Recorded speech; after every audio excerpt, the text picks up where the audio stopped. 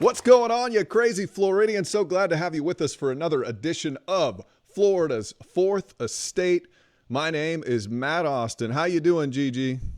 Hey, I'm great. I'm Ginger Gadsden. I'm so excited for this edition. I'm excited for every edition, but this one especially because I think a lot of people really are interested in what we're talking about because it is a hot topic right now. I've been, I don't need a house, but I've just been driving through neighborhoods looking at different houses because they're for sale signs everywhere. And as soon as you see that for sale sign, if you don't make an offer right then, the next day you drive back, it's either pending or under contract. So anyway, we're going to talk about the hot real estate market right now, which is surprising to me. Yeah, it is crazy. You know, this pandemic set in about a year ago, and we all thought, oh, what's going to happen to housing prices, recession? Well, all of a sudden, this real estate market is on fire. Very reminiscent to me if you were in Florida in 2007, 2008, trying to buy a house when everybody was kind of like, I remember being in this position where you're thinking, if I don't buy a house now, I'm not going to be able to afford one in my life. So now there's like this panic and this scramble to get homes. A home sold in my neighborhood in 48 hours. It had 15 offers.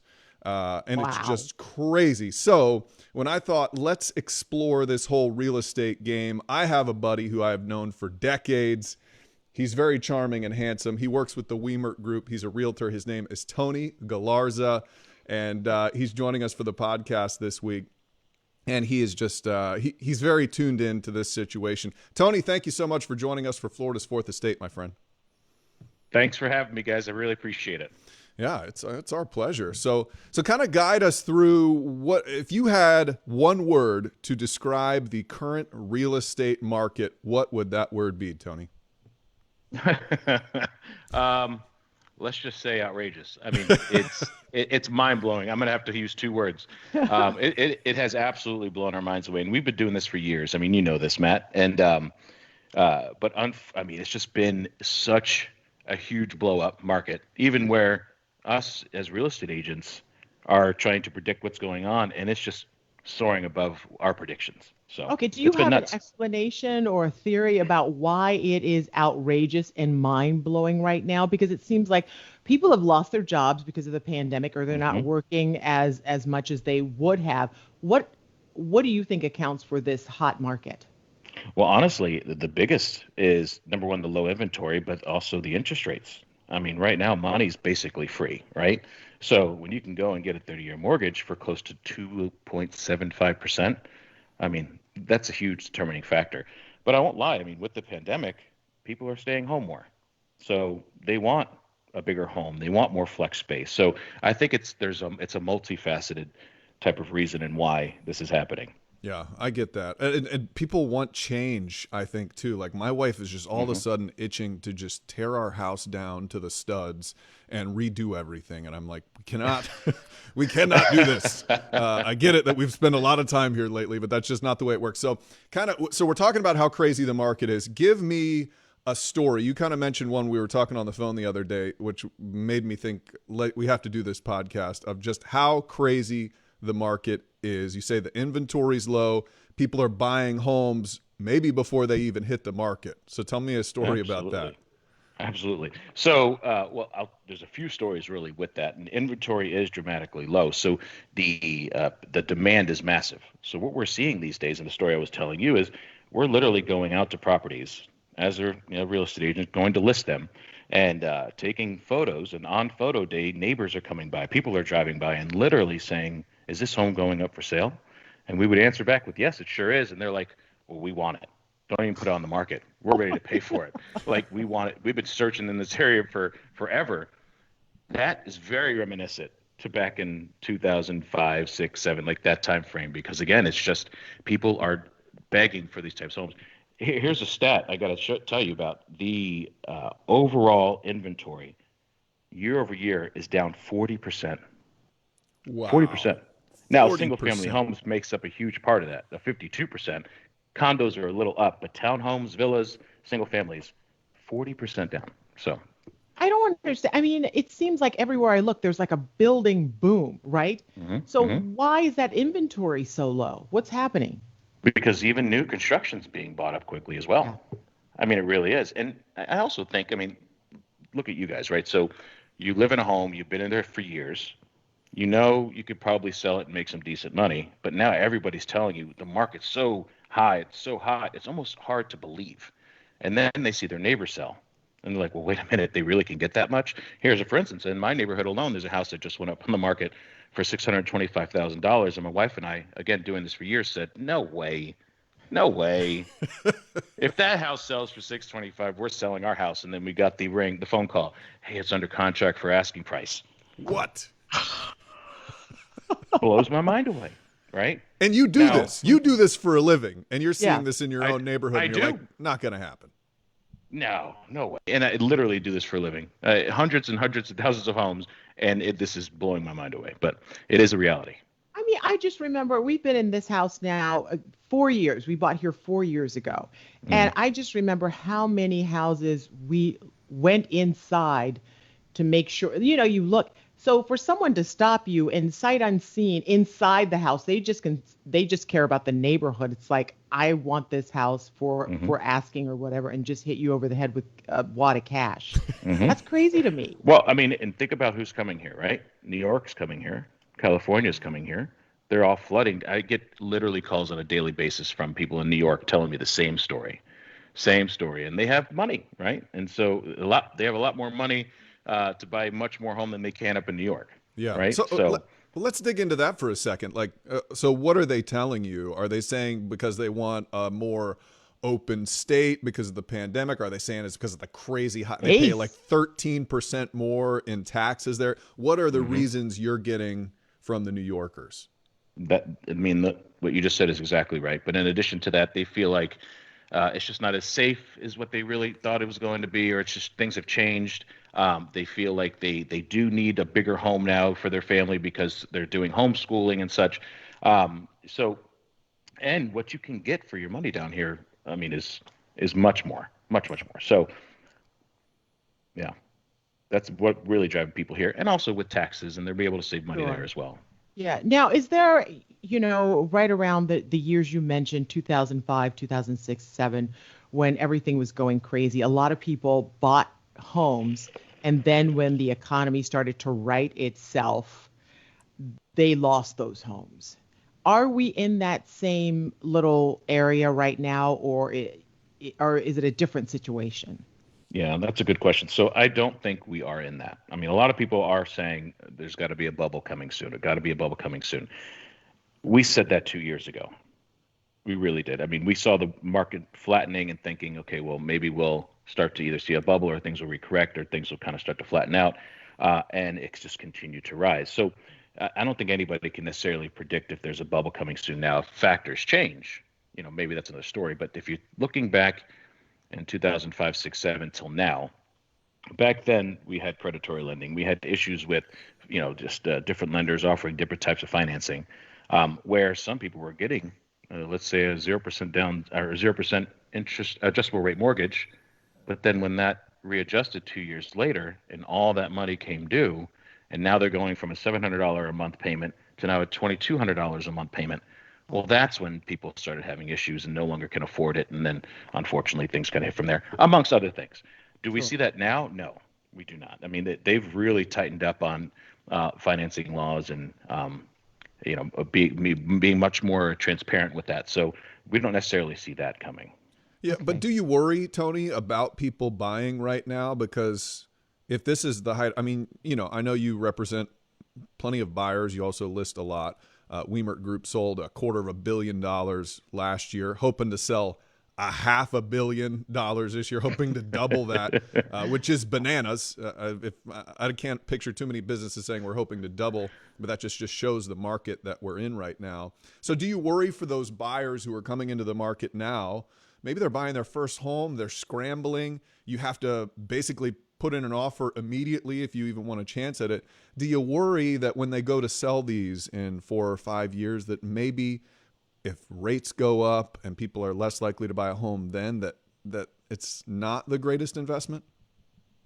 Not necessarily, because I think you hit the mark there when you said 4 or 5 years. I mean, if you think about it, if you're getting it at the interest rates that your people are getting it at, and they are going to live in this home and they're going to be there for 5 years, I don't necessarily think it's a bad investment at all. I really don't. Now, could the person who buys today that needs to things change dramatically with their job and they need to relocate and sell in 6 months or a year from now, would Yeah. that be an issue? There's a very high possibility with that. But then again, what if the market does continue to go up, right? And that's been a question from a lot of our buyers and sellers is, well, will the market increase in the summertime? Will it, continue to go higher? We really have to wait and see. But I think interest rates itself really play a big factor in that. Yeah, if you had maybe your top two or three things that you would say to a new home buyer right now, like someone who is not, they're living in an apartment right now and they cannot wait to get out and they've saved up a little bit of cash. Can you talk about what the top three or two or three things they should do or should know? So, number one, plan to stay in your home for a while. Definitely if that purchase that you're going to make, stay there, stay put. I mean, yes, it might be priced a little bit higher, but you got a great rate, you got a great home. So I would just definitely plan to stay a little bit longer. Also, some people are saying if you can afford it, try to get a 15-year mortgage if you can afford it. Really try to build that equity as fast as you can. So just in case something does happen, it's not as big of a hit to you down the road. You can make additional payments if you can't afford a 15-year. Get a 30 and do that. But again, what I stress to people right now is if they don't necessarily need to sell. Now, I'm a real estate agent. The market is hot, and the market is. I mean, if any time is a good time to sell, it is absolutely now. But if you don't have to, and you can stay put, and you're very happy in your home, and you don't need to sell right now, then I don't necessarily think you should. Because again, on that other end, when you purchase, it is going to be a little bit higher. Yeah, Yeah, but if that's someone knocks on your door and says, "Hey, I'm gonna pay you like maybe more than what your house is worth," then I'm gonna probably look Oh, at I'm the going to say, where do storage I unit. sign? Yeah. Yeah. but then you're Okay. going to have to go knocking on someone's door to find a place right Exactly. now. That's Exactly. so let me ask you this. Are you seeing it across all price ranges? So say you're in one price bracket. Well, first off, what's the hottest price range right now? Like if you put a home on three, four, $500,000, is it just gone in a matter of days at the moment? Days. Mm. I mean, here I'll give you the most recent. Waterford Lakes, $335,000 home put on the market yesterday, had 12 showings, currently has 6 offers. Wow. That's Waterford, and I'm sorry, and over asking, right? I can't give too much information Sure. because if anybody's watching this, now they have an up on the on everybody else. But that's just one example. But then let's shift over to Oviedo. Let's talk about Oviedo. Their average range, they're in that 500 range right now, where that people are buying, and anything that $500,000-600,000 range is selling like this. Here's another example: $500,000 home was listed not too long ago in Oviedo. One of our agents put an offer with their client up to $535,000, waiving inspections. And Wow. willing to bring a few $1,000s over appraisal if it was to appraise low. Well, they still got beat out because there was 15 other offers against them, and a cash offer beat them at 540,000. How do you beat that? So now it's a $40,000 difference. How do you beat that, right? So it's tough. That's Mm. crazy. So when you're Mhm. with these buyers, you have to be a little cautious, right? Like you're paying You do. 40,000 over ask, you're waiving inspections. Who knows what could Hmm. happen with that? But Hmm. that's the name of the game right now. That is the name of the game. And listen, if any other real estate agent out there is listening to this, there was a phenomenal agent that we work with. Her name is Kathy, that put a Facebook post out there that said, "Hey, we know what we're doing in this game. We understand it. We know that we make a commission, and that's how we earn our income. However, do right by your buyer. Make sure you give them solid consulting, and make sure that they know that if you are making this type of a move and bringing money over appraised value, or waiving inspections, that there are risks associated with that. But I won't lie, some buyers look you dead in the eye and say, "But we need a home. We are going to homeschool. We're working from home full time now. We need this. We're going to be here for 10 years." And I'm not going to lie, I say it's a good move.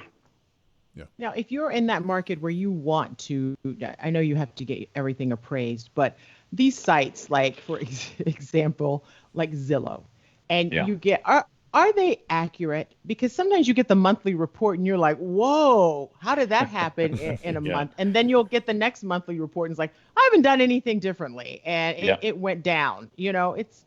Should people put any stock into some of those sites? I think, and I'm not bashing any sites. I think Hmm. what they're offering is a value of some sort, right? So, back years ago, they didn't have options to be able to go online and see kind of just a range of what their home could sell for. Now, I don't necessarily agree with how some of these give an exact figure, this is your estimate or zestimate, right? Because again, that is pretty arbitrary, right? So here's a for instance, you just said you can look at it 1 month, and let's just use for number's sake, it's $500,000, and then the next month you've done nothing to your home, but now it's worth six. Well, how in the world did that happen? There is an algorithm behind the scenes that we don't know about, right? So however that's working out, they've never been in your home, they don't know if you have a pool, things like that.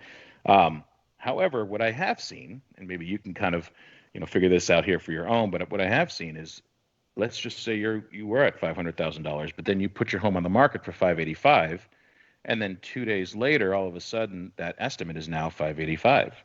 So there is something to kind of think about there. Hmm. Hmm. Yeah. I think what they're doing is just trying to provide a value um, and a service, but I don't think it's perfect. That's why you come to us. Yeah. That's what Yeah. that's what we do. That's why you pay the pros. So here's the question I think Right? everybody wants to know, and it's actually coming from a buddy of ours, Jason Geller, who has a Oh great goodness. question. He says, how can a current homeowner take advantage of the current market conditions to both sell and buy a home? So that's what we're all wondering. It feels like when things are chaotic and crazy, we want to try to take advantage, strike while the iron's hot. How do we do that, Hmm. Tony? You have to make sure your motivation makes sense. Why are you selling? If it's only money driven, think that through. Yes, you could sell for a very high amount, but we all know that you're going to also be buying for a very high amount. Nobody wants to sell and necessarily go rent and just watch to see what this market does. I don't think that's a great idea either, because look at the rates. The rates are phenomenal. So if your motivation is, and let's use Jason Geller as a for instance, his family's growing, and let's say he's working from home now, and so is his wife, and it's just now it's getting a little bit tighter. They have a ton of equity. They know they can make a great amount of money. Well, then yes, make that move, because they're probably going to stay in that next home they buy for a while. So that's my advice to you: is check your motivation first. Check to merely make sure that the decision you're making is not just money driven. Make sure that there's other motivation behind it. Okay, speaking of motivation, we talked about this before we actually started recording this. I, I always find it interesting that a lot of people who get out of other industries, and this one is a good example, like people will leave TV, they'll leave public relations. They're like, I'm going to get my real estate license. And and they do. And I feel like what you do is really hard when done well and you're successful at it. Why do you think that is like the default career for so many people who decide to change careers, like real estate? So I won't lie, our team is notorious for making it look easy. I'm just being honest. I really am. I like We've that been doing humble this a brag. very, I love the humble I'm brag, being, Tony. Keep it I'm going. just being honest, right? We do make it look easy, but we put a lot of work into it, and there's a lot of experience attached to it as well. I mean, our team consists of, I think, 70 people right now, and we sold over 950 homes last year. Look, that's experience, right? You have enough under your belt now.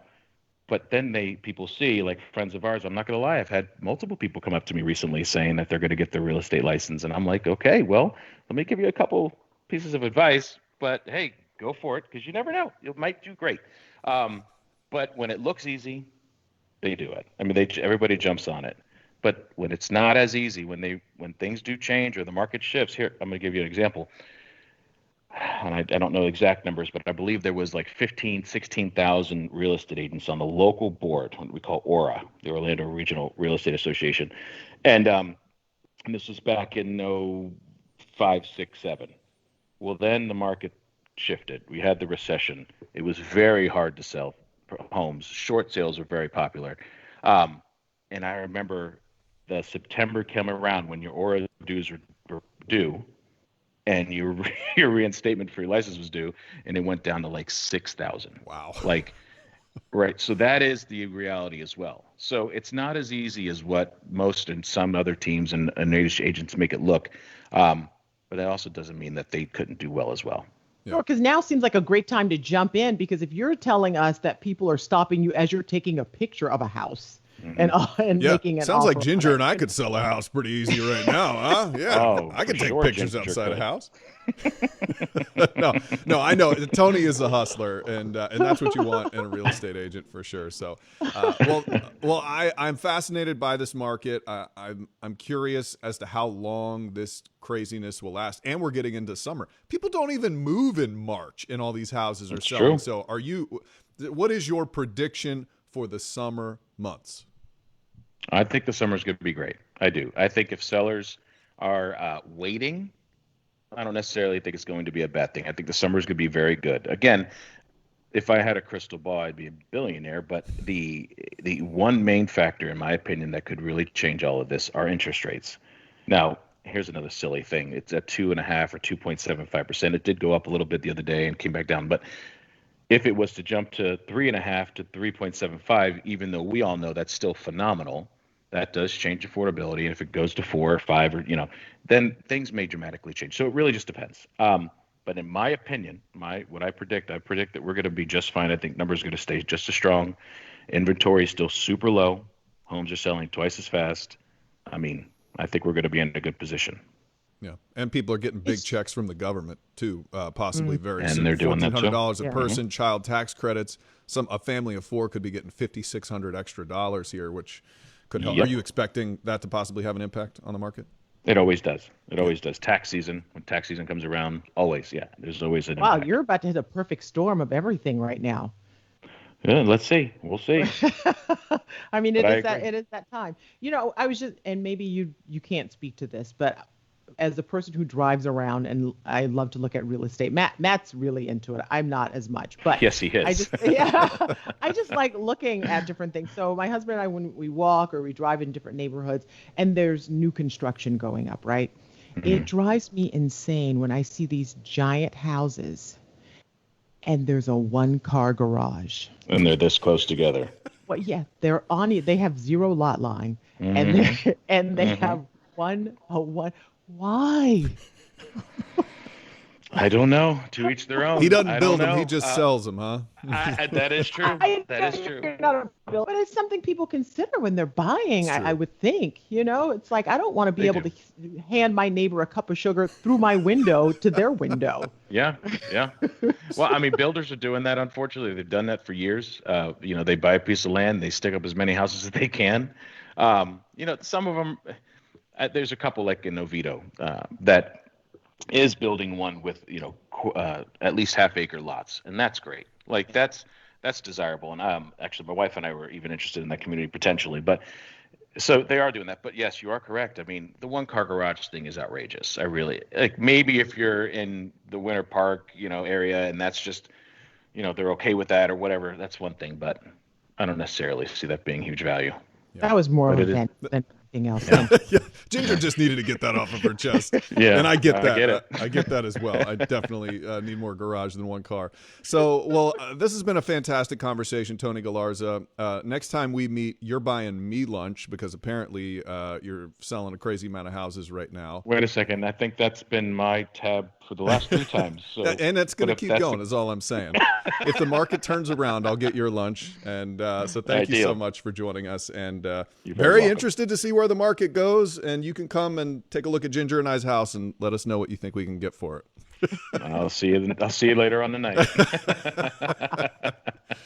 This has been guys. fun. I appreciate it's been you. Really good. Yeah. Thank you so much, Tony. You got it.